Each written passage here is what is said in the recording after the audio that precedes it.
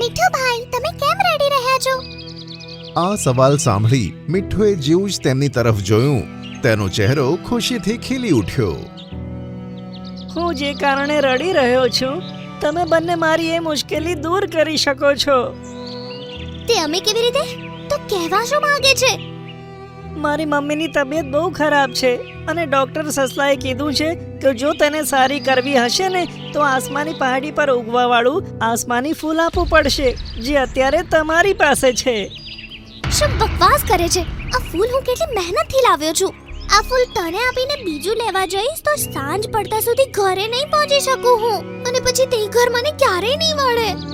આ સાંભળી પોપટ ફરીથી રડવા લાગ્યો. એવું ના બોલો. એ ઘર શું મારી માતાની જિંદગીથી વધારે કિંમતી છે? મને એ ફૂલ આપી દો. ના, હું નહીં આપું. હું તો જાઉં છું. આમ કહી મિંકુએ ફૂલ ઉઠાવ્યું અને ઉડી ગયો.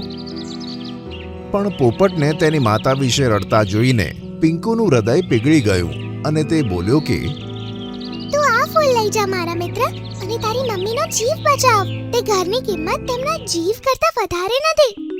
આ સાંભળી પોપટ ખુશ થયો.